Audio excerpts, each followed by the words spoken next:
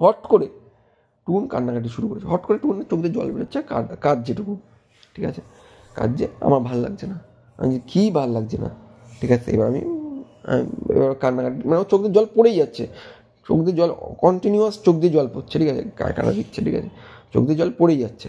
এবার আমি উঠে বসেছি, আমি যে কী ভাল লাগছে না তো, ঠিক আছে, বলছে যে আমার ভাল লাগছে না, আমার কেমন একটা লাগছে। নমস্কার বন্ধুরা, স্বাগত জানাই ব্যাকচ্যাট উইথ কৌশিক চ্যানেলে। আজকে একটা নতুন সিরিজ শুরু করতে চলেছি। আজকে এই চ্যানেলের মাধ্যমে আমাদের সাবস্ক্রাইবারদের সঙ্গে ঘটে যাওয়া কিছু প্যারানরমাল অ্যাক্টিভিটি, সেই ঘটনা শেয়ার করব আপনাদের সাথে। আর হ্যাঁ, যদি আপনাদের সঙ্গে কোনো রকম প্যারানরমাল অ্যাক্টিভিটি ঘটে থাকে তাহলে অবশ্যই আমাদের সাথে শেয়ার করতে পারেন। স্ক্রিনে একটা হোয়াটসঅ্যাপ নাম্বার আছে, সেই হোয়াটসঅ্যাপ নাম্বারে আপনি আপনাদের ঘটনা রেকর্ড করে আমাদেরকে পাঠাতে পারেন, আর আমি কৌশিক ন্যারেট করব নিজের ভয়েসে সেই ঘটনা। আজকের ঘটনা শুরু করার আগে অনেক অনেক ধন্যবাদ রইল আমাদের এই চ্যানেলকে এতটা সাপোর্ট করার জন্য। আর আরেকটা রিকোয়েস্ট রইল নতুন ভিউয়ার্সদের জন্য, যে অবশ্যই চ্যানেলটাকে সাবস্ক্রাইব করুন আর আমাদের ভালোবাসা দিন। আজকের ঘটনাটা শেয়ার করার আগে কিছু কথা বলবো। আমরা ছোটবেলা থেকে শুনেছি মা বাবা কিছু বললে সেটা শোনা উচিত, কোথাও যেতে বারণ করলে সেটা শোনা উচিত। আজকের ঘটনাটা সেটাই রিলেট করবে। আর আজকের ঘটনাটা যে সাবস্ক্রাইবার শেয়ার করেছে, তিনি রিকোয়েস্ট করেছে তার পরিচয়টা যেন আমরা হাইড রাখি। তার জন্য এই ঘটনাটা বলার আগে সাবস্ক্রাইবারের পরিচয় এবং স্থান আমরা চেঞ্জ করে দিয়েছি। ঘটনাটা ঘটেছে কলকাতার নামি দামি একটি ভিলা বা একটি বড় গেস্ট হাউস, যার নাম আমি নিচ্ছি না। ঘটনাটা চারজন বন্ধুর সঙ্গে ঘটে। তাদের নাম হচ্ছে রিপন, রকি, সাহেব আর অর্ঘ। এদের মধ্যে রকি বলে যে বন্ধুটা, তার বার্থডে ছিল গত জুন মাসে 2024-এ। রকির বার্থডেতে এরা চারজন এক জায়গায় হয়, এবং এদের মধ্যে রিপন বলে যে ছেলেটা, তো বলছে যে ভাই তোর যখন জন্মদিন, তাহলে আমাদের একটা পার্টি দে। তখন তাদের মধ্যে একটা প্ল্যানিং হয় যে ঠিক আছে, তাহলে আমরা দীঘা বা মন্দারমণিতে একটা নাইট স্টে করে ওখানে আমরা পার্টি করব, আনন্দ করব। তো তখন সবাই বলে হ্যাঁ ঠিক আছে করবো, কিন্তু বাড়ির থেকে কি পারমিশন দেবে? তখন চার বন্ধুর মধ্যে প্রত্যেকে বলে হ্যাঁ চল না, চেষ্টা করি যদি দেয়। তা বাড়িতে ওরা যথারীতি বলে, কিন্তু তাদের মা বাবারা কোনো কেউই পারমিশন দেয় না। তা যথারীতি প্রত্যেকটা বন্ধুরই তাদের মা বাবার সাথে একটা গন্ডগোল মতন হয়। তখন রকি বলে ঠিক আছে চল, মন্দারমণি আর দীঘা যখন যেতেই পারছি না, তাহলে কলকাতার কোনো একটা বড় ভিলা আমরা বুক করি, সেখানে আমরা একদিন থাকবো। আর মা বাবাকে রিকোয়েস্ট করবো যে এইটুকখানি আমাদের যেন পারমিশন দেয়।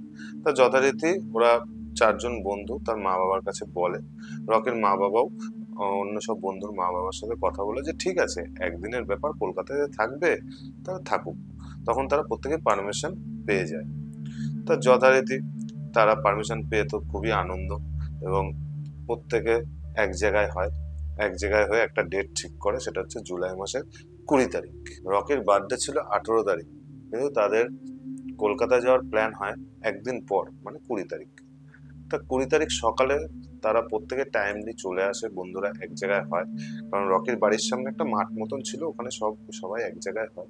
এক জায়গায় হয়ে ওরা একটা গাড়ি বুক করেছিল, বলছিল যে এই গাড়িটা ওদের পৌঁছে দিয়ে চলে আসবে। তো ওরা যথারীতি ওই গাড়িটায় বুক করে সকালবেলা রেডি হয়ে বেরিয়ে যায়। বেরিয়ে যেতেই রাস্তায় ওরা কিছু ওদের জিনিসপত্র, যেমন কোল্ড ড্রিঙ্কস, চিপস, এই সমস্ত তারা নিয়ে নেয়। কিন্তু তারা এখনো বুঝতে পারেনি যে তাদের সঙ্গে কি ঘটতে চলেছে। কথায় আছে না, উপরে ভগবান বলে কিছু আছে, কোনো কিছু খারাপ হওয়ার আগে কোনো না কোনো ইশারা দেয়। কিন্তু এখনকার দিনের ছেলে তারা কোনো রকম কোনো কিছুই পাত্তা দেয় না। যাই হোক, বাড়ির থেকে গাড়ি ছাড়ার কিলোমিটার 10 যাওয়ার পরে গাড়িটা হঠাৎ রাস্তায় থেমে যায়। থেমে যাওয়ার পরে ওই যে গাড়িটা থামলো, গাড়িটার স্টার্টই হচ্ছে না। তা যথারীতি চার বন্ধু ওরা বলছে তোর রকিকে, অর্ঘ বলছে যে কি গাড়ি বুক করেছিস, এ গাড়ি যেতে এরা যাই এটা খারাপ হয়ে গেল। এরা যথারীতি ইয়ার্কি মারছে। তার ড্রাইভার কি করলো, যখন গাড়ি আর স্টার্টই হলো না, আরো একটা অন্য অল্টারনেট গাড়ি বুক করে দিল। বুক করে দিয়ে তারা আবার ওই অল্টারনেট গাড়িতে সব জিনিসপত্র নিয়ে একসাথে উঠে আবার বেরিয়ে গেল। কিন্তু মাঝখানে একটু বলি এদের চারজনের ক্যারেক্টার। এদের মধ্যে অর্ঘ্য বলে যে ছেলেটা ছিল ও একটুখানি শান্ত টাইপের ছিল। আচ্ছা, সাহেব বলে যে ছেলেটা ছিল ও একটু মানে চঞ্চল, মানে কোনো কিছু সিরিয়াস নেই, খুব একঘেয়েটা মাল। রকিও ঠিক সেরকম। কিন্তু রিপন বলে যে ছেলেটা ছিল ও একটু কোনো কিছু বিবেচনা করার মতন এদের তিনজনের মধ্যে ওর একটুখানি বিবেচনা করার মতো ক্ষমতা, একটু শান্ত ছিল, একটু নলেজেবল ছেলে ছিল। যাই হোক, ঘটনায় ফিরি। ওরা প্রত্যেকে যথারীতি সেই ভিলাতে পৌঁছায়। পৌঁছাতে পৌঁছাতে তাদের 11টা সাড়ে 11টা বেজে যায়। তা চারজনে মিলে ইয়ার্কি মারছে যে এত দেরি হয়ে গেল, আমি সারাদিন কি আনন্দ করব। তখন রিপন বলছে যে দেখ, অত কথা বাড়িয়ে লাভ নেই, তুই তাড়াতাড়ি কর, যা করার কর, সময় নষ্ট হচ্ছে, আমাদের পার্টি করতে হবে। তো যথারীতি ওরা একসাথে পৌঁছানোর পর রিসেপশনে সবকিছু চেক ইন করে হোটেলের দিকে যায়। এখানে আরেকটা ঘটনা ওদের সাথে ঘটেছে যেটা আমি স্কিপ করে গেছি, সেটা একটু বলে দিই। সেটা হলো যখন ওরা ওখানে পৌঁছায়, পৌঁছানোর পরে ওই হোটেলের সামনে পৌঁছিয়ে গাড়িটা যখন লক করে, ওরা যে গাড়িতে এসেছিল হঠাৎ সেই গাড়ির কাজ কিভাবে যায় না, সে কাজ ব্রেক হয়ে যায়। তা যথারীতি রিপন জিনিসটাকে খেয়াল করে, কিন্তু অতটা মাথায় নেয় না, কারণ আনন্দের মুড ছিল যে কেন কাজটা ভাঙলো, কাজ ভাঙা তো অশুভ, তা অতটা খেয়াল করে না। যাই হোক, ইয়ং ছেলে। ওরা যথারীতি হোটেলে যায়। হোটেলে গিয়ে হোটেলের রুম টুম দেখে সেই ভিলার। তা ভিলার আমি ডেসক্রিপশন দিচ্ছি। ভিলার সামনেটা অনেক বড় ড্রয়িং রুম, ড্রয়িং রুমের নিচে একটা বড় রুম, ওই রুমের ভিতর থেকে একটা স্টোর রুম আছে। আচ্ছা, সোজা বাঁদিকে সিঁড়ি চলে গেল উপরে। সিঁড়িতে উপরে উঠলে দুই সাইডে দুটো রুম পর পর, এবং তার পাশ থেকে ঠিক ডান দিকের রুমটা, মানে উপরে সিঁড়ি দিয়ে উঠলে ডান দিকে, সিঁড়ি দিয়ে নামলে বাঁ দিকে। উপরে ডান দিকে রুমের ঠিক গা ঘেঁষে একটা সিঁড়ি গেছে, সেটা সোজা উপরে সুইমিং পুলে গিয়ে উঠেছে। লোকেশন দেখে তো ওরা আনন্দে আত্মহারা হয়ে যায়। তারপর ওরা চারজন মিলে যথারীতি সুইমিং পুলে যাওয়ার জন্য রেডি হয়। রেডি হওয়ার আগেই রকি বলে যে কিরে, অন্যান্য ব্যবস্থা কিছু হয়েছে? তখন বলছে যে ভাই, রাস্তায় তো এত কিছু হলো, তা ব্যবস্থা করবো কি করে। তা অর্ঘ্য আর সাহেব ওরা ঠিক করলো যে হালকা পাতলা ড্রিঙ্ক করবে, তাই সেই ব্যবস্থা করার জন্য ওরা চলে গেল। আর এইদিকে রিপন আর রকি সুইমিং পুলে গিয়ে যথারীতি বসে রইলো, যে সুইমিং পুলে স্নান ফান করছে। আধা ঘন্টার মধ্যে অর্ঘ্য আর সাহেব চলে আসে। তা ওরা যথারীতি এনজয় চালু করে দেয়, যথারীতি আনন্দ যেভাবে চলছে চলছে। চলার পরে মোটামুটি দুপুর 3টে বেজে যায়। দুপুর 3টে বেজে গেলে হঠাৎ রিপন বলে যে ভাই, অনেকক্ষণ হয়েছে, খুব খিদে পেয়েছে, তা খাবারের কিছু ব্যবস্থা। তখন রকি বললো ঠিক আছে, আমি অনলাইনে অর্ডার দিয়ে দিচ্ছি। তখন অনলাইনে ওরা খাওয়ার অর্ডার দিয়ে দেয়। তো অর্ডার আস্তে আস্তে তার মধ্যে যে অর্ঘ্য বলে যে ছেলেটা বললো ভাই, আমি তাহলে নিচে যাচ্ছি, অনেকক্ষণ হয়েছে, আমি একটুখানি ওয়াশরুম হয়ে আসছি। বললো ঠিক আছে। তা ওয়াশরুমে যেতেই অর্ঘ্যের মতো ওয়াশরুমে চলে গেল। যেতেই কিছুক্ষণ পরে অর্ঘ্য চিল্লাচ্ছে, এই কেড়ে কেড়ে কেড়ে। তখন রিপন বলছে যে কি হয়েছে, এত চিল্লাচ্ছে কেন? রিপন যখন উপরে সাথে সুইমিং পুল থেকে শুনতে পায়, তখন নিচে যায়। নিচে গিয়ে বলছে কি রে ভাই, কি হয়েছে? তখন বেরিয়ে বলছে একটা যে এরকম কে রে, আমার এরকম দেয়ালে, এই আমি বাথরুমে এসেছি, দরজায় ঠকঠক ঠকঠক করে আওয়াজ করছে। আওয়াজ করছে মানে? অর্ঘ্য বলে ঠকঠক আওয়াজ বলতে যে দরজার লকটা ক্লোজ আর ওপেন করলে যেরকম আওয়াজ হয়, কটমট কটমট, সেরকম আওয়াজ করছে। তা বলছে দেখছে একজন স্নান করছে, তাও যেরকম ডিস্টার্ব করে। তখন রিপন বলে যে এটা নিশ্চয়ই সাহেবের কাজ। সাহেব তো এই ধরনের ইয়ার্কি, মানে আগেই বলেছিলাম সাহেব খুব ইয়ার্কি ঠাট্টা করা ছেলে। তখন বলছে যে ঠিক আছে, ও আসুক, ওর সঙ্গে আমি বুঝে নেব। তা যথারীতি ওরা চারজন আবার এক জায়গায় হয়, এক জায়গায় হয়ে দুপুরের লাঞ্চটা সেরে নেয়। কিন্তু এইবার যা ওদের সাথে ঘটতে চলেছে ওরা আইডিয়াও করতে পারেনি, কারণ যেহেতু ওরা বলছে এই ধরনের যে আওয়াজ হয়েছে ওরা অতটা ইগনোর করে গেছে। এইবার বুঝতে পারবে যে আসল জিনিসটা কি ঘটতে চলেছে। এবার ওরা যথারীতি লাঞ্চ করে, লাঞ্চের সাথে হালকা পাতলা তারা ড্রিঙ্কও করে। তা এবং আড্ডাও মারতে মারতে তাদের মোটামুটি সন্ধ্যা হয়ে যায়। সন্ধ্যে 6টা কি 6:30 বাজে। তা এর মধ্যে রকি বলে যে চল আবার একটু সুইমিং পুলে চল, একদিনই তো থাকবো, আবার একটুখানি সুইমিং পুলে স্নান করবো। যথারীতি প্রত্যেকেই বলে যে চল তাহলে আবার যাই। ওরা 4 জন আবার সুইমিং পুলে যায়, সুইমিং পুলে গিয়ে ঝাপাঝাপি শুরু করে। কিন্তু ওই ভিলার ঠিক পাশে, ঠিক কোনাকুনি আরো একটা ভিলা ছিল, মানে একই অ্যাপার্টমেন্টের মধ্যে দুটো ভিলা। ওখানে আরো 3-4 জন ছিল যারা নাচানাচি করছিল, সুইমিং পুলে নাচানাচি করছিল। তা ওরাও দেখে যে এই পাশে ওরাও নাচানাচি করছে, আমরাও আনন্দ করছি। তা ওরা দূর থেকে হাত হাত দেখায় যে ভাই ক্যাসে হো, এরকম হিন্দিতে বলে। যে তখন ওরাও ওদিক থেকে রিপ্লাই দেয় ভালো আছি। তা এর মধ্যেই যে অর্ঘ্য বলে যে ছেলেটা, ওর চোখে একটা জিনিস পড়ে যে ওদের যে ভিলা, ওদের ভিলার উপরে আরেকটা রুম আছে, ওখানে দেখে যে একটা মেয়ে দোলনার মধ্যে বসে আছে। তাও ওরা 4 জন ওখানে যে দেখে, অর্ঘ্যর চোখে যখন এটা পড়ে, অর্ঘ্য আবার ওদের 3 জনকেও বলে। তা ওরাও দেখে, দেখে বলে বাহ ভালোই তো জিনিস, ছেলে মেয়ে সব এক জায়গায়, এবং ছেলেরা যা যা চিন্তা করে ভালোই তো এনজয় হচ্ছিস, কাজ যদি আমরাও করতে পারতাম। তা ওরা জিনিসটাকে ইগনোর করে যায়। সন্ধ্যে তখন 6:30 বাজে। ওরা যথারীতি আনন্দ ফানন্দ করে ঠরে নিচে নেমে আসে। সিঁড়ি থেকে নিচে নেমে প্রত্যেকে টায়ার্ড হয়ে যায়, প্রত্যেকে একদম ওয়াশরুমে চলে যায়, যে যার ওয়াশরুমে চলে যায় ফ্রেশ হওয়ার জন্য। এবার ফ্রেশ হওয়ার পরে তখন এর মধ্যে রিপন বলে যে ছেলে, সে ছেলেটা বলছে যে ভাই আমার একটু টায়ার্ড লাগছে, আমি একটু শোবো। তা আগে ওরা এই যে উপরে দুটো রুম আর নিচে যে একটা রুম, এদের মধ্যে উপরের বাঁ দিকের যে রুমটা ওরা কি করেছিল, ওদের জিনিসপত্র রেখেছিল। আর ডান দিকের একটা রুম, যে রুমটা ছিল খুবই সুন্দর। তা এটা রিপন বলেছিল যে এই রুমে কেউ আসবি না তোরা, এই রুমটা আমি শোবো, তোরা যেখানে খুশি যেখানে যা, ওই রুমটা আমার লাগবে। আর নিচে নিচে তোরা ওই অর্ঘ্য আর বাকি যে 2 জন বন্ধু ছিল তারা একসাথে বলছে তোরা এখানে থাকবি। তা যাই হোক, ওরা প্রত্যেকে আনন্দ করার পরে যখন সন্ধ্যেবেলা যখন নিচে নামার পরে তখন তার মধ্যে রিপন যখন বলেছে আমার খুব টায়ার্ড লাগছে, আমার খুব হালকা মাথা যন্ত্রণা করছে, আমি একটু রেস্ট নেবো। তখন তার মধ্যে রকি বলে যে ঠিক আছে তাহলে তুই রেস্ট নে।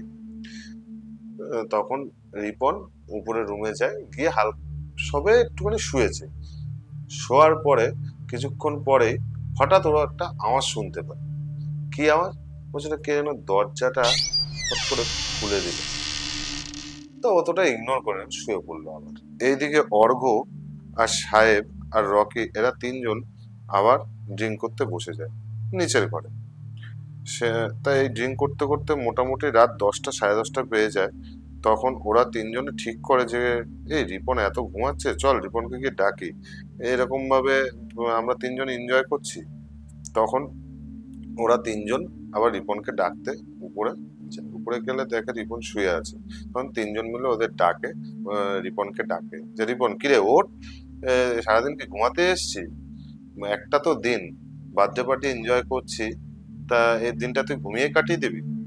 তখন রিপন বলে হ্যাঁ হ্যাঁ সরি সরি ভাই, একটু মাথাটা যন্ত্রণা করছিল তাই ঘুমিয়ে পড়েছিলাম, চল চল কোনো ব্যাপার না। তখন 10:30 থেকে 11টা বাজে রাত হয়েছে। তখন রিপন বলে যে ঠিক আছে সে পার্টি করবো, ঠিক আছে রকি অনেক রাত হয়েছে, তাহলে তুই একটা কাজ কর, তুই খাবারটা অর্ডার দিয়ে দে। তখন বললো ঠিক আছে। তখন রকি অনলাইনে অর্ডার দেয় বাটার চিকেন আর কিছু তন্দুরি রুটি। তা ওরা ঠিক করে যে এটাই ওদের রাত্রের ডিনার হবে। তো রকি অর্ডার দেওয়ার পর ওরা 3 জন আর রকি একসাথে ওরা ড্রিঙ্ক করার মোটামুটি মিনিট 15-র মধ্যে ওদের অনলাইনে অর্ডার চলে আসে। তো অর্ডারটা আসলে সেই মুহূর্তে রকি বলে ঠিক আছে তোরা খেতে থাক, আমি একটুখানি উপরে ছাদে যাই, যে সুইমিং পুলের পাশে আমি একটুখানি স্মোকিং করবো। তখন বললো ঠিক আছে, ওরা 3 জন বললো ঠিক আছে তাহলে তুই যা তাড়াতাড়ি আসিস। আর তখন রকি বললো যে আমি একটুখানি সময়ও লাগবে, একটু গান শুনতে শুনতে একটু সিগারেট টিকেট খাবো, তা তুই আমার জন্য 2টো রুটি আর কিছু বাটার চিকেন রাখিস, 2 পিস মতন রাখিস তাহলেই হবে। তো বললো ঠিক আছে। তা রকি উপরে ছাদে গেল, ছাদে গিয়ে সিগারেট খাচ্ছে ওরা ওদের মতন, আর বাকি 3 জন রিপন অর্ঘ্য আর সাহেব ওরা ওদের মতন পার্টি করছে আর ডিনার করছে। তো মোটামুটি তারা আনন্দ করতে করতে 12টা বেজে গেছে। 12টা বাজার পর ওরা অনেকক্ষণ ধরে আনন্দ করার পর ভাবছে না আর ভালো লাগছে না, সারাদিন ওই সুইমিং পুলে স্নান করা, ড্রিঙ্ক করা, আবার গিয়ে শুয়ে পড়া। আর ভাল লাগছে না, চল ভাই খাওয়া দাওয়া হয়েছে, এবার একটুখানি উপরে যাই, উপরে গিয়ে একটু রেস্ট নিই। তখন অর্ঘ্য আর সাহেব বলে, ধর দাঁড়া না, এত রাত, সবে তো সন্ধ্যা, আজকে সারা রাত এনজয় করবো। তখন এর মধ্যে রিপন বলে যে ভাই তোরা এনজয় করবি কর, আমার প্রচন্ড মাথা যন্ত্রণা করছে, আমার আর সহ্য হচ্ছে না, তো আমার একটু রেস্টের দরকার, আমার যে করে হোক আমার একটু ঘুমাতে হবে। তখন অর্ঘ্য সাহেব বলে যে ঠিক আছে তুই তাহলে উপরে যা, উপরে গিয়ে শো। তখন বলছে যে ঠিক আছে তাহলে আমি, তোরা এনজয় কর, আমি উপরে যাচ্ছি, উপরে গিয়ে শুচ্ছি। অর্ঘ্য আর সাহেব নিচে, ওরা দুইজন ড্রিঙ্ক করা শুরু করে, আর রকি উপরে ছাদে সুইমিং পুলে থাকে। তা অনেকক্ষণ বেরিয়ে যায়, মানে টাইম অনেকক্ষণ হয়ে যায়, রাত 12টা 12:30 বেজে যায়। ওইদিকে অর্ঘ্য আর সাহেব, ওরা দুইজন ড্রিঙ্ক করছে, ড্রিঙ্ক করতে করতে হঠাৎ ওদের মধ্যে অর্ঘ্য বলে যে চল, রিপন অনেকক্ষণ রেস্ট নিয়েছে, এবার ওর একটু পিছনে লাগা যায়। তখন সাহেব বলে হ্যাঁ চল। তখন উপরে যায়, উপরে গিয়ে দেখে যে রিপন ঘুমাচ্ছে। তখন রিপনকে অর্ঘ্য ডাকে যে কি রে রিপন, কতক্ষণ ঘুমাবি, ওঠ, আর কত ঘুমাবি, ওঠ ওঠ। তখন রিপন বলে হ্যাঁ বল ভাই। তখন বলছে যে রকি কোথায়? বলছে রকি তো সে ছাদে গেছে তখন থেকে, ও মনে হয় সিগারেটের পর সিগারেট খেয়ে যাচ্ছে, কখন আসবে কোনো ঠিক নেই। তখন রিপন বললে যে ঠিক আছে তাহলে বল কি হয়েছে, আমাকে ডাকলি কেন? তখন বলছে চল আমাদের সাথে ড্রিঙ্ক কর। বলছে না ভাই। তখন রিপন বললো যে আমি আর ড্রিঙ্ক করবো না, তোরা এক কাজ কর, তোরা যা করবি করবি, এই রুমে আয়, একসাথে এখানে বসে যা করার কর। তখন অর্ঘ্য আর সাহেব, ওরা এক জায়গায়, মানে রিপন যেখানে শুয়েছিল যেই রুমে, সেই রুমে চলে আসে। আসার পরে ওরা যথারীতি 12:30 1টা বেজে গেছে। রকি অনেকক্ষণ ধরে উপরে ছাদে, ওদের মাথায় অত খেয়াল নেই। এই মুহূর্তে সাহেব বলে যে ছেলেটা ছিল, সে জানলার দিকে তাকিয়ে রয়েছে, মানে রিপন যে রুমে ছিল সেই রুমের জানলার দিকে তাকিয়ে রয়েছে। তাকিয়ে অনেকক্ষণ ধরে তাকিয়ে রয়েছে, তাকিয়ে সিগারেট খাচ্ছে। সিগারেট খেতে খেতে সিগারেটের ছাই ফেলতে বাথরুমে যায়, বাথরুমের বেসিনে ছাইটা ফেলে, ফেলার পরে হঠাৎ দেখে যে সাহেব বাথরুমের দিকে তাকিয়ে রয়েছে। রিপন ডাক দেয়, এ সাহেব কি হয়েছে? কোনো সাড়া নেই। এ সাহেব কি হয়েছে? তখন হঠাৎ সাহেব বলে হ্যাঁ কি হবে, ওই এমনি একটু দেখছিলাম। বলছে ভাই আমার না কেমন একটা লাগছে, আমার ভাল লাগছে না, চল আমি রেস্ট নেবো, তোর সঙ্গে শুয়ে পড়ি, আমার ভালো লাগছে না। তখন রিপন বলে যে কি হয়েছে তোর, বল আমাকে। তখন সাহেব বলে না আমার আমার একটু ভালো লাগছে না, কেমন একটা যেন লাগছে। তা এর মধ্যে অর্ঘ্য বলে যে ছেলেটা ছিল, ও খাটের নিচে বসেছিল, মানে নিচে সামনে মেঝেতে বসেছিল। দেখছে অর্ঘ্যর চোখের থেকে অটোমেটিক জল বেরোচ্ছে। তখন রিপন বলে কিরে তুই কাঁদছিস কেন? এই কথা বলতে না বলতে রিপন অর্ঘ্যর দিকে তাকায়। অর্ঘ্য দেখি বলছে যে ভাই আমার না ভালো লাগছে না এখান থেকে, চল। দেখছে তখন রিপন চিন্তা করে অর্ঘ্য এক কথা বলছে, সাহেবও এক কথা বলছে, যে কি হয়েছে। এই কথা বলতে না বলতে বলছে, তখন রিপন বলে যে চল তাহলে রকির কাছে চল। যখনই ওরা চিন্তা করে যে ওই রুম থেকে বেরাবে, সেই সময় ওদের রুমের লাইট ব্লিঙ্ক করলে রীতিমতো অর্ঘ্য আর সাহেব ভয় পেয়ে যায়। ভয় পেয়ে ওরা তিনজন এক জায়গায় একটা খাটে একসঙ্গে বসে পড়ে যে ভাই আমি বেরাবো না, আমার ভয় লাগছে, এখানে কিছু একটা আছে। তখন বাথরুমে গেলাম, দরজার লক ওপেন করার আওয়াজ, দরজা ঠকঠক করার আওয়াজ, আবার এখন লাইট ব্লিঙ্ক হয়ে গেল, এরকম মিনিমাম 8 থেকে 10 সেকেন্ড লাইট ব্লিঙ্ক হলো। যখনই ওরা কোনো কিছু করতে যাচ্ছে, এরকম ধরনের কোনো একটা অ্যাক্টিভিটি হচ্ছে। তখন রিপন বলে যে চল রকিকে একটা ফোন করি। তখন রিপন রকিকে ফোন করে বলে যে রকি তুই কোথায়? রকি বলে কেন, আমি ছাদে। বলে তুই তাড়াতাড়ি নিচে আয়, একটু দরকার আছে। রকি বলে কি ব্যাপার? বলে তুই নিচে আয় তাড়াতাড়ি, দরকার আছে। তো রকি তাড়াতাড়ি নিচে আসে, নিচে এসে রিপন যে রুমে ছিল, রিপন অর্ঘ্য সাহেব ওই রুমে একসাথে ছিল, ওই রুমে রকি যায়। রকি যাওয়ার পরে বলে যে বল রিপন কি হয়েছে? বলছে ভাই আমরা এখানে এতক্ষণ একসঙ্গে ছিলাম, ঠিক আছে, যখনই আমরা চিন্তা করলাম যে এই রুমের বাইরে বেরাবো, তখন না লাইটটা ব্লিঙ্ক করলো। বলে কি বলিস লাইট ব্লিঙ্ক করলো? বলে হ্যাঁ ভাই বিশ্বাস কর, তার মধ্যে অর্ঘ্য আর সাহেব কান্না করছে, আর অর্ঘ্য বাথরুমের দিকে তাকিয়ে রয়েছে, মানে কোনো সাড়া শব্দ নেই। তখন এই কথা শোনার পরে রকি বলে যে ভাই আমি একটা কথা বলবো, আমি এতক্ষণ ছাদে ছিলাম, আশেপাশে খুব সুন্দর আবহাওয়া, যে হাওয়া, লাইটিং, চারিদিকে ছোট ছোট লাইট, আমার খুব ভালো লাগছিল। কিন্তু আমার বারে বারে মনে হচ্ছিল ওই ভিলা থেকে কেউ আমার দিকে তাকিয়ে রয়েছে, মনে হচ্ছে কে যেন আমাকে ফলো করছে। আমি অনেকক্ষণ ধরে না আমার এরকম মনে হচ্ছিল। রকির মুখে এই কথা শুনে রিপন, অর্ঘ, সাহেব, রকি একে অপরের চোখের দিকে তাকাচ্ছে, যে কি বলছিস ভাই, তোর এরকম হচ্ছে, এরকম ধরনের হচ্ছে ভাই, এখানে কিছু একটা আছে। তখন রিপন বলে যে ভাই তোরা প্যানিক করিস না, যদি কিছু থেকেও থাকে চুপচাপ থাক, সকালটা হতে দে, আমরা এখান থেকে চলে যাব, ঠিক আছে? দেখ ভাই আমার মাথা খুব যন্ত্রণা করছে, আমার একটু শুতে দে। তখন রকি বলে যে ভাই এই উপরের রুমে থাকতে হবে না, চল নিচে যে রুমে আমি থাকবো সেই রুমে চ, আমরা চারজনে একসাথে থাকবো। এই কথা বলার পরে যখন ওরা চারজনে আবার বেরোতে যায় ওই রুম থেকে, যে রুমে রিপন ছিল, আবার লাইট ব্লিক। এবার চারজনেই ভয় পেয়ে যায়। এখন এই রাতে ওরা কলকাতা শহরে কোথায় যাবে? না কোনো ক্যাব পাবে, না কোনো কিছু পাবে। রাত 12:30 1টা বাজে। তা ওরা যথারীতি সাহস করে চারজন আবার নিচে যে রুমে রকি ছিল সেই রুমে গেল। যাওয়ার পরে ওরা চুপচাপ এক জায়গায় বলছে কেউ কোথাও যাবি না, আমরা চারজনে একসাথে থাকবো, কোথাও কেউ কোনো আলাদা হওয়ার দরকার নেই। তখন বললো ঠিক আছে। তখন রিপন তো অঘরে ঘুমাচ্ছে, যেহেতু ওর মাথা যন্ত্রণা করছিল। তা দেখতে দেখতে হঠাৎ ভোর যখন 4টে বাজে, ঠিক আছে, তখন হঠাৎ রিপনের ঘুম ভাঙে। রিপনের ঘুম ভাঙে যে অর্ঘ্য, সাহেব, রকি ওরা তিনজনেই জেগে আছে, ওরা কনস্ট্যান্ট, মানে সারা রাত ঘুমায়। তখন বলছে যে ভাই কিরে তোরা ঘুমাসনি? তখন বলছে ভাই তুই তো ঘুমাচ্ছিলি, সারা রাত আমরা ঘুমাতে পারিনি। বলে কেন? রিপন বলছে যে কি হয়েছে যে তোরা সারা রাত ঘুমাতে পারিসনি?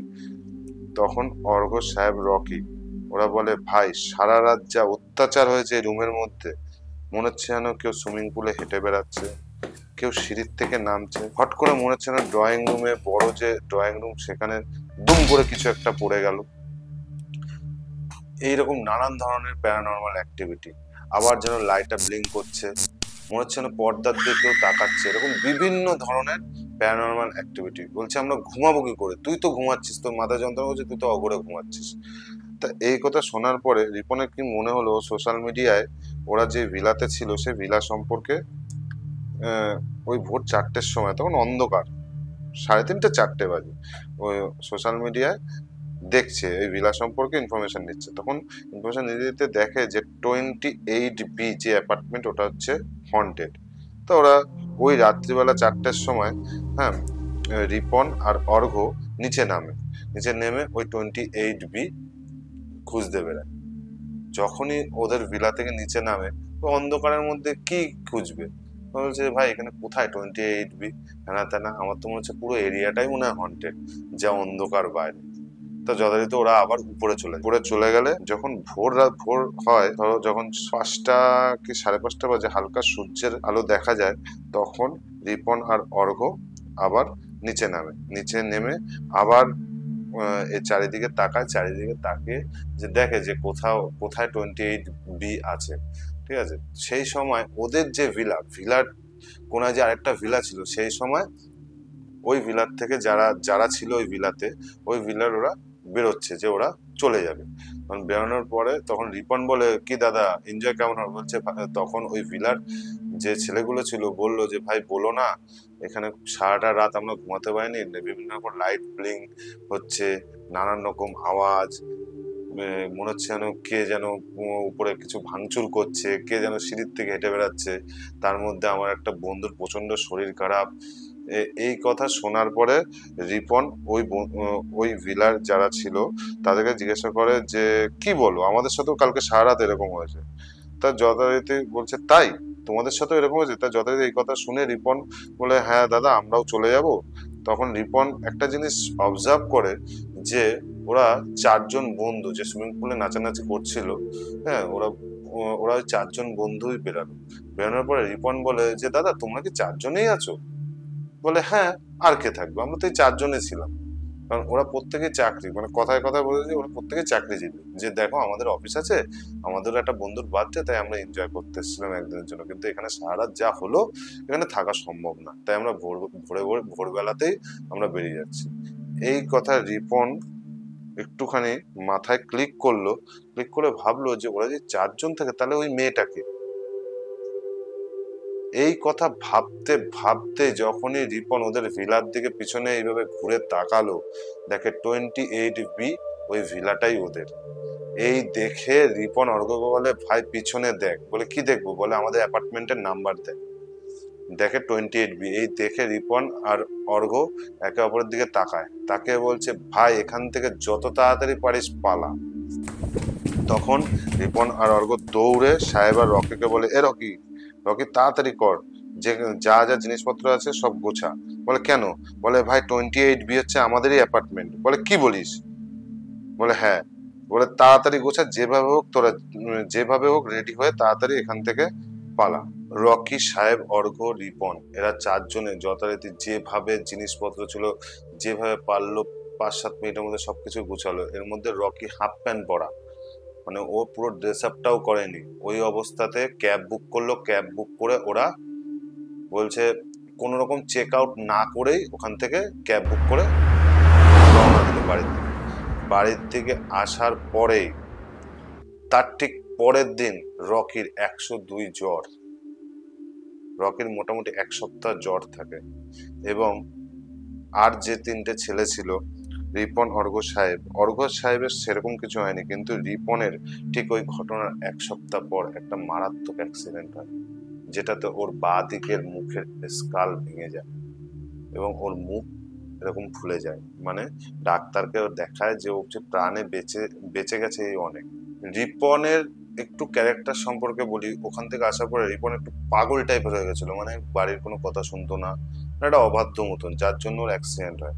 রিপনকে যখন জিজ্ঞাসা করা হয়, ওর বাড়ির লোক যখন জিজ্ঞাসা করে যে তোর অ্যাক্সিডেন্ট কি করে হলো, তখন রিপন বলে যে আমি রাস্তা দিয়ে বাইক চালাতে চালাতে হঠাৎ আমার সেন্স চলে যায় এবং আমি পড়ে যাই রানিং গাড়ির থেকে। পড়ে যাওয়ার পরে আমার অ্যাক্সিডেন্টটা হয়। এবার রিপনের মা একটুখানি ঠাকুর মানতো, এই সমস্ত মানতো, অ্যাস্ট্রোলজি এই সমস্ত মানতো। তা রিপনের মা চিন্তা করে যে নিশ্চয়ই কিছু একটা হয়েছে, কারণ ওরা ওই ভিলার থেকে পার্টি করে আসার পরেই রিপনের সাথে অ্যাক্সিডেন্ট, রকির সাথে এরকম জ্বর, রকির মোটে জ্বর কমছে না। তখন রিপনের মা ওদের বাড়ির কাছাকাছি একটা হনুমান মন্দির ছিল, ওখানে একটা সিদ্ধ ঠাকুর মশাই ছিল, সেখানে যায়। সেখানে গিয়ে পুরো ঘটনা বলে। ঘটনা বলার পরে ওই যে পুরোহিত সে বলে যে তোমার ছেলেকে নিয়ে আসো। তা যথারীতি রিপনের মা রিপনকে নিয়ে যায় এবং হনুমানজির মন্দিরের সামনে পুজো দেয়। পুজো দেওয়ার পরে তখন ওই পুরোহিত বলে যে তোমরা যে প্রাণে বেঁচে গেছো এই অনেক। বলছে কেন? যে তোমরা কোথায় গেছিলে?